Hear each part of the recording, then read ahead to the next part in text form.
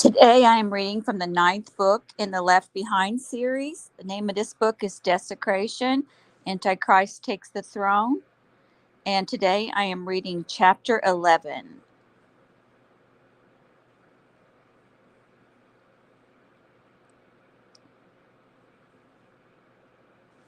Leah didn't understand Hannah, but that was okay. She didn't always understand herself either.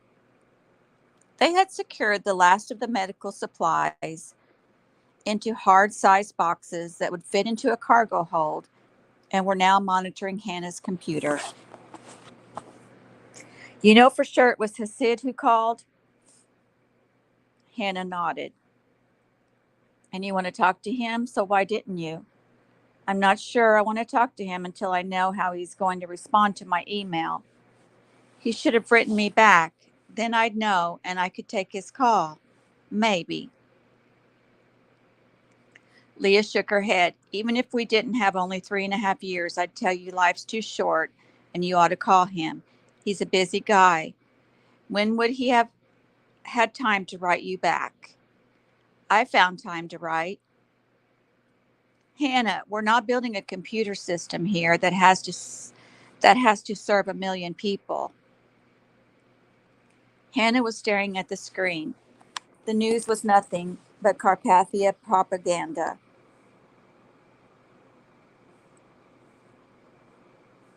Pundits trying to spin his temple folly into something that made sense. Leah leaned in to look at the scroll across the bottom of the screen. His Excellency, the Potent, guarantees healing from the affliction of sores by 2100 hours Carpathia time. I'm stupid, Hannah said. I know. Stop it. We hardly know each other. Sorry, why are you stupid? Hannah pointed to the computer status bar below the scrolling message. It showed she had mail. Bet that's from David, she said. Let's find out, Leah said. But before either could switch screens, their phones rang simultaneously. Rayford? Leah told Hannah. Mine too, Hannah said. Leah held up a hand. Let me, she said. Med Center. Leah, Rayford, you two okay? Yeah, except it looks like you called us both at the same time. I did. Hannah there? Leah nodded at her and Hannah answered too. You packed up and ready to go? Yes, Leah said, but where? Just listen, I'm short on time. You know George? Big guy, That's him. I just pulled him off another assignment. He's going to land there within 3 or 4 minutes, and he's going to need help setting up a nest of 50 caliber rifles. Smitty will join him soon. Don't they each have a load of passengers? Yes, and we need to get them as far from the airstrip and the buildings as we can. They're not going to Petra? Eventually, just listen. By the time it's dark, those people need to be isolated and invisible from the air.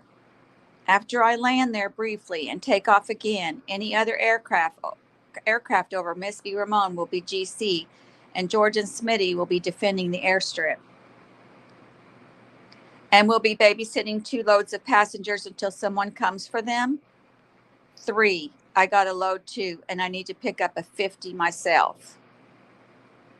Where are you going? I got a situation at Petra, and I'm going to need one of you to go with me. Leah, that would be you. Hold on, Hannah said. Who's at Petra besides David? We've delivered no one yet. I want to be sure the area is secure before we... Why wouldn't it be? What's the problem? I don't know yet, but there's a problem, or David could tell you. I just can't reach him right now is all, Rayford said. Let's not jump to any... Then I'm coming. Leah can help George and Abdullah and herd these people somewhere. Hannah, Rayford said, don't try to talk me out of this, Captain Steele. Hannah, this is a military operation and I am your superior officer. I decided who will do what, and I've told you who is going and who is staying. Do you understand? Yes, but any questions? No, but well, I think I just heard from David. Either you did or you didn't. Did he call? He emailed. You're sure? Not entirely, Leah said. Check it, Hannah. She switched screens. Yes, it's from him. When was it sent? Just a sec. Oh, just now or no, some time ago. Anything pertinent? Problems? He need help? No, Hannah said, scanning it quickly. Just personal stuff. Leah put a hand on Hannah's shoulder and raised her chin at Hannah in encouragement. The younger woman looked terrified. Okay, Hannah, we clear? Yes, sir. Let me talk with just Leah now, all right? Hannah slapped her phone shut while reading David's message. Leah, Rayford said, I don't know what we're going to find at Petra, but David tried to call me and all I heard sounded like him being shot. Oh, no. Bring heavy-duty first aid stuff and a stretcher. Got it. If we have to load him on the chopper, can you and I do that? Worry about your end, Captain, she said, then whispering and turning away from Hannah. And you'd better start worrying about that phone and those computers. Way ahead of you, Rayford said. Be there in a few minutes. Chang was studying the itchy spot on his leg under a light in his new Babylon Palace apartment when Rayford called. After a fast briefing, Chang said, Don't worry about the phone. I can neutralize that from here. What do you mean? Chang began tapping keys as they spoke. I can nuke the innards, erase the mother chip. In fact, I just did. Now let's hope they haven't found it yet. When you connect with David, Chang said, I need to talk with him.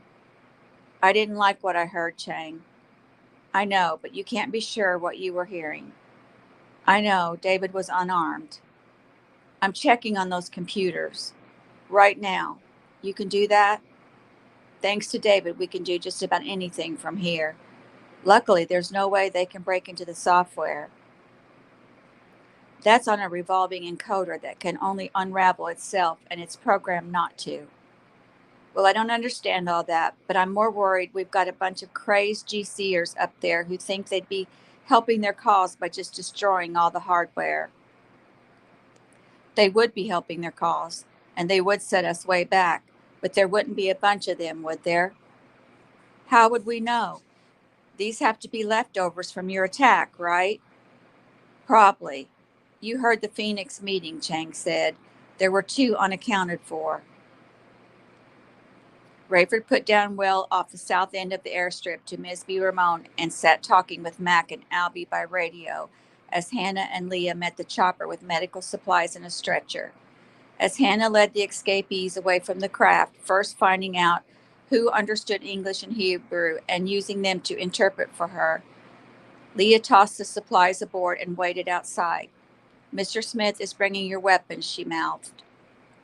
Rayford nodded and told Mac and Albie to fly their charges to Wadi Musa near Petra, and to assume they would be both seen and heard by the 2 GCs suspected at Petra. Tell your people to stay with the choppers until you come back for them. And then get to the footpath entrance as soon as you can. Don't go in until I get there with weapons for you. Question, Albie said. Make it quick. Have we been all wrong about this being a place of refuge? Albie, all I know to do is to clear it for the people. Get them in there and trust God to take care of them. And if you find Hasid's body, Rayford hesitated, then I'm going to assume it's them or us. And let me tell both you guys something. It's going to be them. When Rayford leaped from the chopper, Abdullah was already hurrying across the sand from the munitions storage unit. He was bent under the weight of 350 caliber rifles on his shoulder, with a huge belt of ammunition draped over them. His other arm pointed straight out from his body for balance. Rayford and Leah ran to him and helped carry the weapons to the helicopter. You all right, Smitty? You ready? George is giving me a course crash, he said, whatever that means. Crash course, quick, fast. Abdullah nodded. I like the DEWs, but I will shoot these too. George is setting up at a steep angle to make the enemy planes out of the sky, but I worry about accuracy. All you'll have to hit is one, and the rest will run. I hope you are right, Captain. I will be praying for you, and I am hoping you are wrong about Mr. Hassid. He is a wonderful man. Rayford hoped so too. He and Leah boarded, and as he guided the chopper up and away, he gazed at the Jordanians sprinting back to where George was setting up to defend the airstrip. Rayford was in the middle of exactly what he had hoped to avoid. People were going to die. One may already have, knowing he would again see these beloved martyrs along with all the others he had lost in so short a time did little to console him. There had to be a limit to the trauma a man could endure. He should have long since blown past his. Buck had helped Chaim board one of the choppers bound for Masada, and they arrived to find tens of thousands of curious Israelis streaming up the steps into the fabled fortress. Buck had been getting sketchy reports that the airlift had hit a few snags and that the return runs from Petra to the Mount of Olives would be delayed. Rayford was undoubtedly busy and in contact with his people because he was not answering his phone or returning Buck's calls. Chang reported that he would rather Buck wait and talk with Rayford personally. It was around 9 a.m. in Chicago, so Buck called Chloe while Chang was pacing behind him. Just before Chloe answered, Chang bent and whispered, "I shall speak when this place is full." Rayford could not think of a way to avoid detection by whatever GC might be waiting at Petra. 3 choppers would land close by, inside several minutes of each other, and it wouldn't be long before dozens more showed up. He considered rerouting the others to Misby Ramon, but he feared Carpathia might order an attack there even before the lifting of the plague, in retaliation for the firing upon his forces. Fearing the airstrip was targeted made him worry the risk more than the 3 chopper loads already waiting near there. Who knew? Maybe Carpathia or Akbar were smart enough to delay their attack until dark. With just himself and Leah to worry about, Rayford decided to set the helicopter down on the narrow thick and led pedestrian and hoof traffic into Petra. He carefully positioned the craft close enough to the outside walls that even if they had been seen, it would be impossible to be fired upon from inside the city. Unless the enemy was asleep or deep in a cave, they had to be aware that outsiders were coming. Mac and Albie jogged up, the latter gasping for air. "He is so much older and yet in such better shape," Albie said. "I jog every day," Mac said. "Besides, I got about a foot on you." "Catch your breath," Rayford said. "We've got about another mile to go on foot, and that just gets us into the city. Unless we want to be just targets, we're going to have to climb.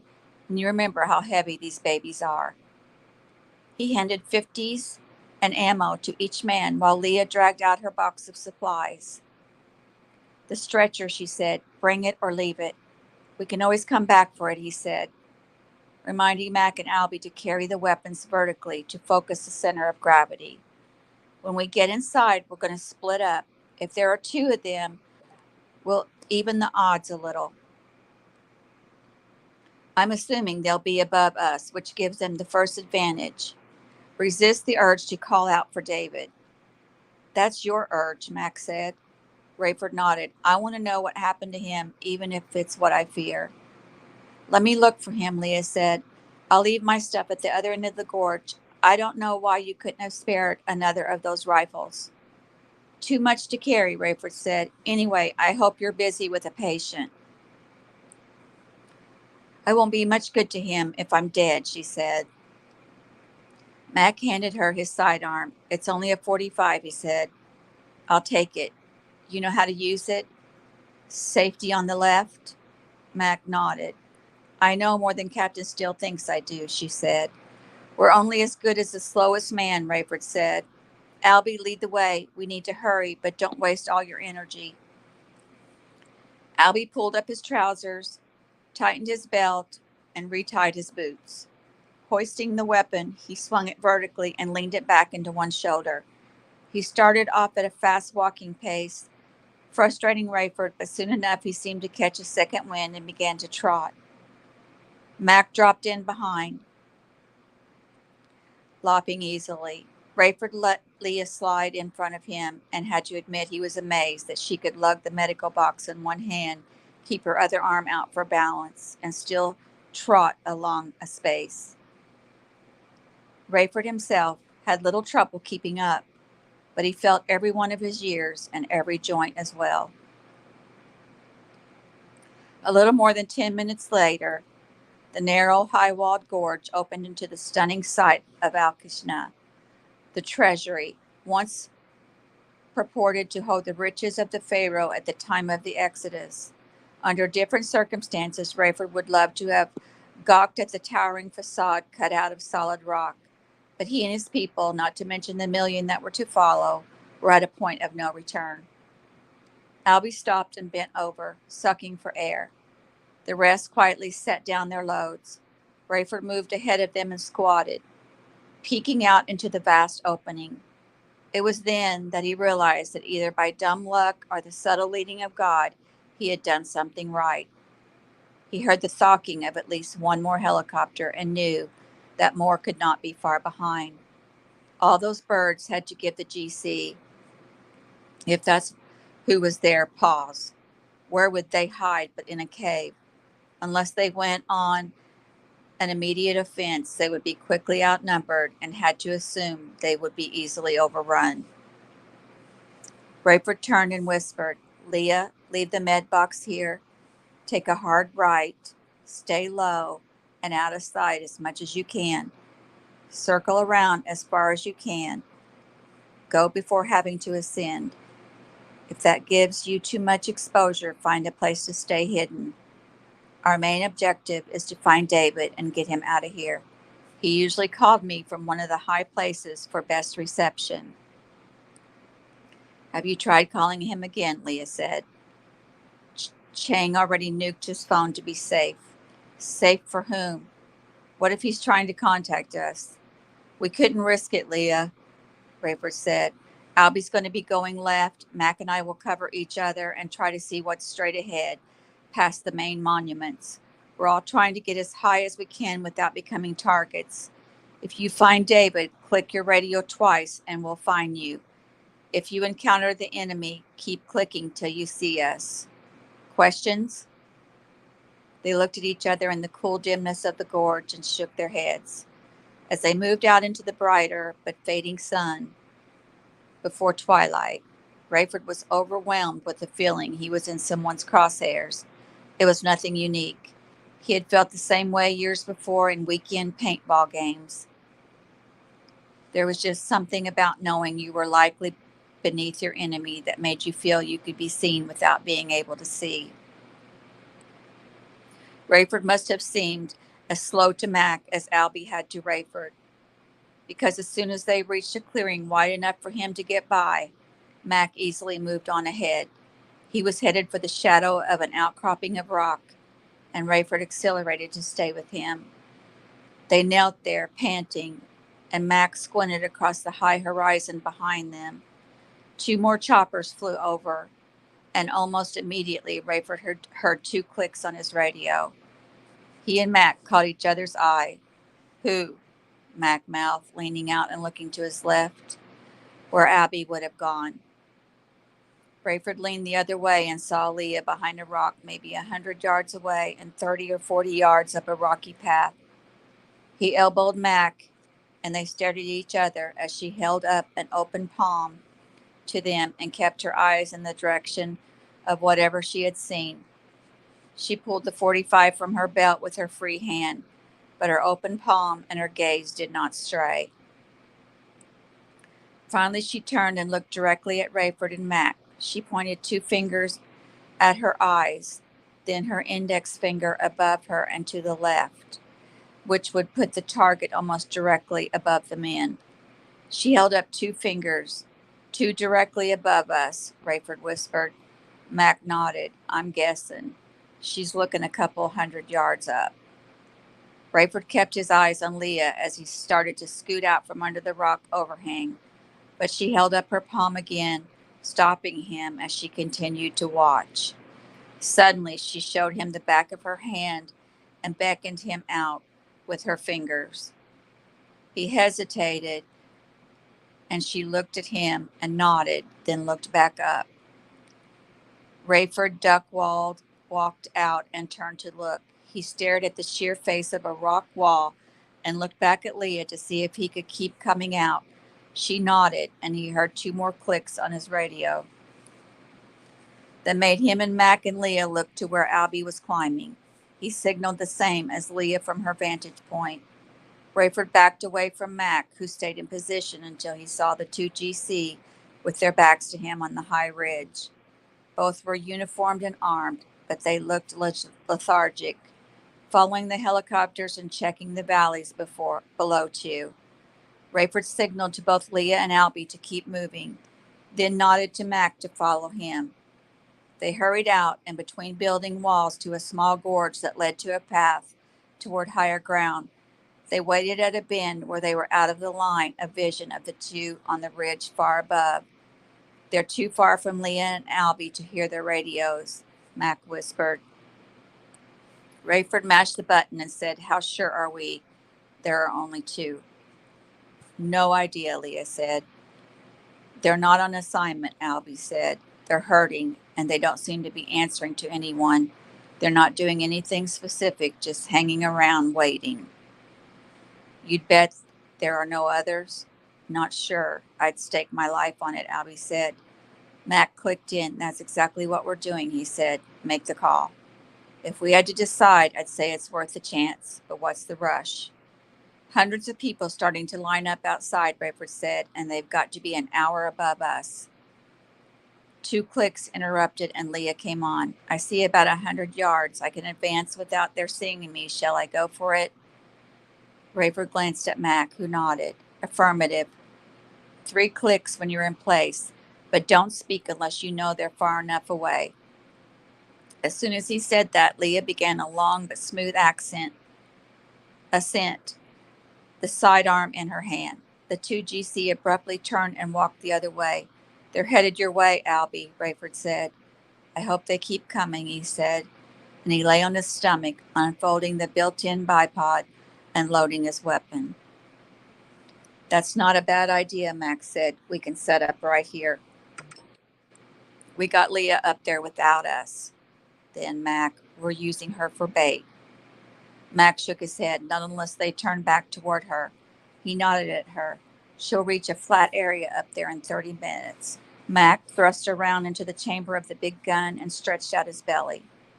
A little more than 20 minutes later, a chopper approached, and the GC stopped and stared at it. Not even attempting to hide. Like mirror images, they raised their weapons and followed the trajectory of the craft. Don't even think about it, scumbags, Rayford muttered. Mac scooted to the left and sighed. I got a bad angle here. You still got a bead on him? Rayford sat up and peered through his scope. Yeah. He punched the radio. See him, Albie? Do I ever? They've both got that big old mark with Carpathia's mug on it, about 2 inches high over their right eye. Hold, Rayford said. Maybe they've got David somewhere. I lost him, Albie said. Me too, Mac said. I've still got him, Rayford said. Click. Go, Leah. She clicked again. They're far enough away, Rayford told her. What have you got? But Mac grabbed his arm. Maybe she can't talk. Maybe she's got more company. Did I give her away by talking to her? Rayford felt sick. Let me check, Mac said. You got another weapon? 9mm is all. Mac reached for it. I got no angle anyway, and Big Bertha will slow me down. Rayford dug the weapon from his belt in the back and handed it to Mac, who quickly rose and hurried off. Another 20 minutes and Leah came back on. You don't want to know what I found, she said. Rayford almost collapsed from relief. You're okay there? Mac heard the exchange and stopped on the path, his back to a wall. I'm okay, Leah said, her voice quavery. Found David's phone. Good. Not so good. Lots of blood here, and it leads over the side of a ridge. Rayford let his eyes shut for several seconds. Better stay put. I gotta know, Ray. Permission to proceed? Denied.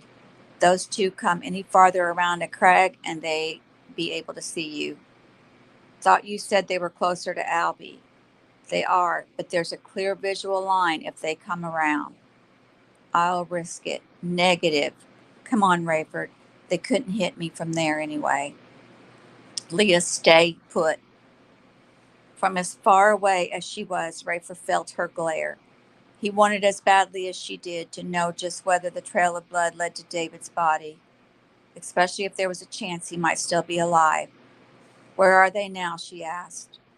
I'll let you know if and when you may proceed. Any hope he's alive? Not if this is his blood. How can you know that? You sure you want to know? Give me your professional opinion. There's an awful lot of blood here, Ray. If it's all one person's, and you think it is, one pattern shows a pulsating spray. You want me to go on? Yes. Another shows exit wound drainage and no pulse. And the blood leading to the edge looks like a drain too. So whoever it was dead before he went over the side. Affirmative. I want to know if it was David, Leah. So do I. Say when. Hold. And that's the end of chapter 11. Next, I'll be reading chapter 12. I thank you for joining me and have a wonderful day.